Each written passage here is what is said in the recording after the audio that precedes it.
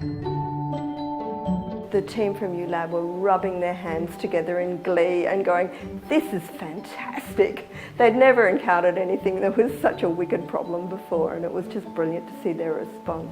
We were looking for a really interesting, human-centred and very sort of meaningful project to undertake.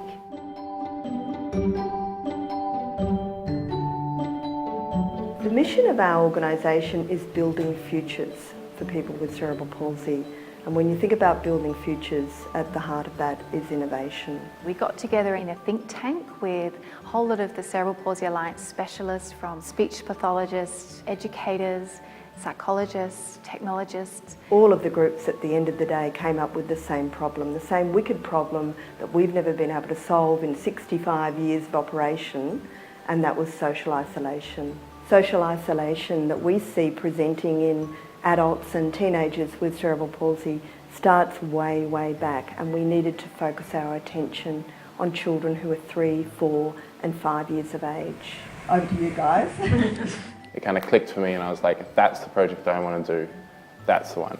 When Dylan first approached us, he had what I called the burning eyes. Across the project there's been 8 members, including myself. Our eyes were open to why it was so important for this project to succeed. We were so lucky that UTS had this brilliant blend of master's students. The CPA team had students from fashion backgrounds, animation, IT and business, and so those brains brought together meant that we could have quite a complex approach. Students go through different phases of the innovation process. The first starting point is always an empathy phase, where you really have to deeply understand what the problem is. You then define the problem, ideate, prototype and test various solutions before you iterate and go through the whole process over and over again to the point where you have created a solution that really suits the user's needs. We wanted it to be centered around friends. From that kind of friends, we were like, we're going to do a game, and the game has to be interactive, it has to be social, it has to be physical, and it has to be fun. We had an ethics approval to be able to test the game with the children and begin to co-design it with one particular child who we'll call Freddie. The paper prototype where we literally just had paper on sticks. Can you pick the purple one for me? Sure.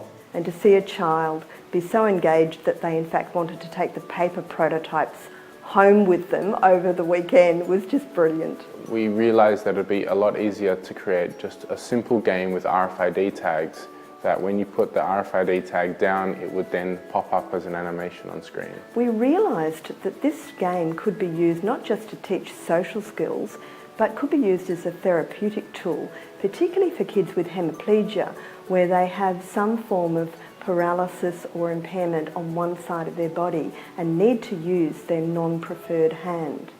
So the UTS students created this wonderful game which involved a narrative of the animal characters going into a lolly shop, and they have to demonstrate social skills in order to help one another to achieve the aim of getting the lollies. Can you pick the red one for me? The actual playable game for the children is picking out the lollies. The social aspect of it is the discussion between the 2 characters. I couldn't have done it without you. No problem. Looking at manners, looking at pleases and thank yous. Enable children globally to learn social skills in a very playful way very early. We really hope that the project will evolve and become an actual game that we can put out there to help children with cerebral palsy around the world.